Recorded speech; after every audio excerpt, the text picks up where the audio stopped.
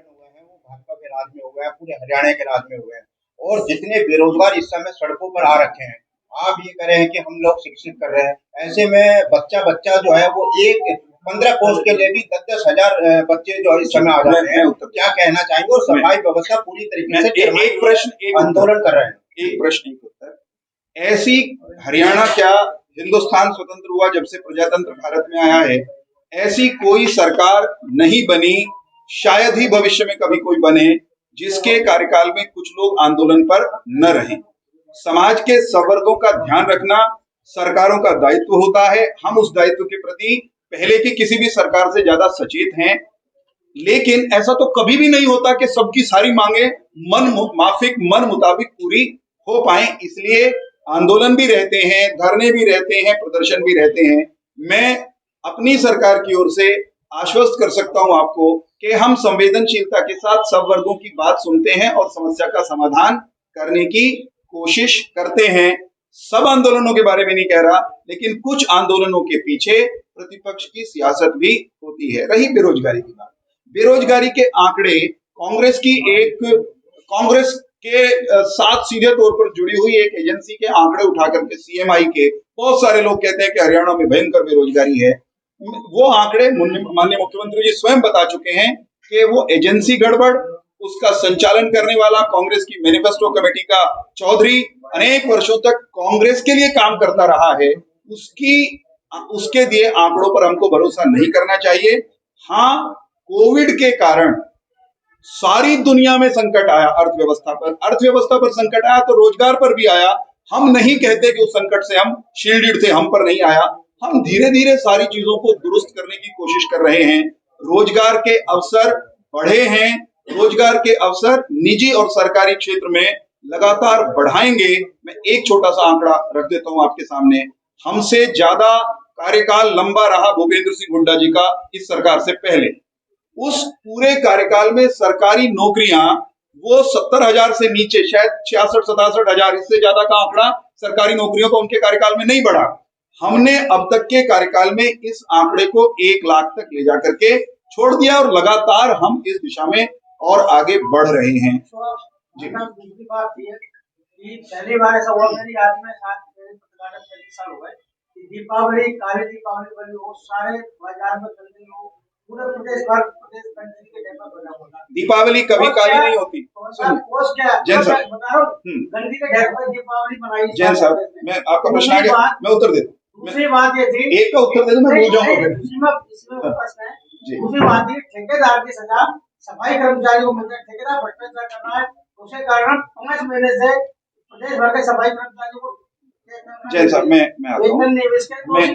आ रहा हूँ। जैन साहब, एक बात, दीपावली को कोई कितना काला करने की कोशिश करे, अमावस्या के दिन आती है, प्रकृति की तरफ से तो वो अंधेर का दिन ही होता है, लेकिन दिवाली हमारी जिद जुनून, हमारी परंपरा से रोशन होती है। दीपावली किसी के काले करने से काली नहीं होती। हाँ, मैं मानता हूं प्रदेशव्यापी आंदोलन सफाई कर्मचारियों का चल रहा है, उसके कारण अगर गंदगी कहीं पर रही, हमने उसको उठवाने की कोशिश भी की, प्रयास किया कि लोगों को राहत मिले, लेकिन इस समस्या का भी निराकरण जिन अथॉरिटीज को करना है वो इसको उनके संज्ञान में है, वो इसमें जो भी उचित कार्यवाही होगी समय पर कर लेंगे। ये न होता तो अच्छा है। मेरा एक सवाल है, आपने भूपेंद्र सिंह हुड्डा जी के कार्यकाल की बात की, जब वो सत्ता में आए तब 1800 करोड़ रुपए फायदे में थी हरियाणा सरकार। जब वो सत्ता से गई तो 40,000 करोड़ का कर्ज था। आज वो कर्ज 6 गुना बढ़कर लगभग 2.5 लाख करोड़ को क्रॉस कर चुका है। ऐसा क्या तीर मारा बीजेपी ने कि 2.5 लाख करोड़ का कर्ज हो गया और करनाल की सड़कें, करनाल के आसपास की सड़कें आज भी टूटी फूटी हैं। कोई करनाल के अंदर बड़ी इंडस्ट्री नहीं लगी, एयरपोर्ट नहीं बन पाया, यमुनानगर की लाइनों को प्रश्न को छोटा होना चाहिए, जवाब बड़ा होना चाहिए। नहीं, आपने आधा घंटा बोला, हमें 2 मिनट दो। नहीं, फिर आप प्रश्न करिए ना। तो ये सिर्फ पूछना चाहते हैं कि जो 2.5 लाख करोड़ रुपया है उससे क्या उपलब्धियां बीजेपी ने हासिल की? क्योंकि आपने तो अभी टैक्स का, जीएसटी कलेक्शन भी बताया, भी हमने कई गुना किया है, इनकम भी बढ़ रही है, कर्जा भी बढ़ रहा है। जी, कर्ज की जहां तक बात है, कर्ज होना, जिन्होंने इकोनॉमिक्स पढ़ा है वो सारे मित्र जानते हैं। सामान्य ज्ञान की बात है कि कर्ज लेकर अगर घी पिया जाए, कर्ज लेकर अगर उसे भ्रष्टाचार की बाम्बियों में बहने दिया जाए, तो अर्थव्यवस्था का भट्टा बैठता है ढर्रा ढह जाता है। परंतु कर्ज जब डेवलपमेंट के लिए लिया जाए, जब विकास के कार्यों के लिए लिया जाए, तो वो अच्छी अर्थव्यवस्था का प्रतीक है। कर्ज की उपल जी, सरकार ने, केंद्र की सरकार ने, कोई राज्य कितने प्रतिशत कर्ज ले सकता है अपनी स्टेट की जीडीपी का, उसके मानक तय हैं। मैं दावे के साथ कह रहा हूं, आंकड़ों में नहीं उलझूंगा, हमारी सरकार ने 8 वर्ष में वो जो कर्ज लेने का अनुपात है उसको एक दिन, एक सेकंड के लिए पार नहीं किया। हम निर्धारित सीमा में यानी मर्यादा में रहकर कर्ज लेते रहे हैं।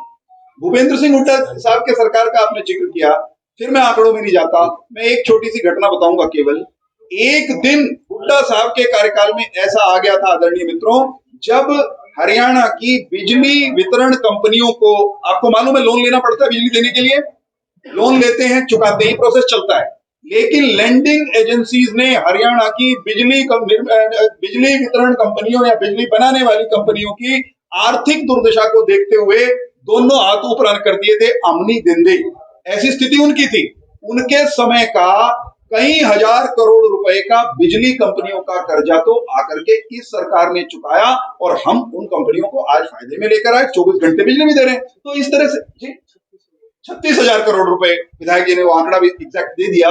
तो हमने कॉलेज बनाए, हमने सड़कें बेहतर की, हमने स्वास्थ्य सुविधाओं में विस्तार किया, हमने इंफ्रास्ट्रक्चर में बेहतरीन काम किया है। ये हमारी उपलब्धि। और कोई एक इकन्नी गलत दिशा में अगर कहीं जाने की खबर भी आ गई तो हमने हथौड़ा उठा करके शैतान पर चोट की है। उपल जी, एक वाक्य में रोहतक तक जाऊंगा।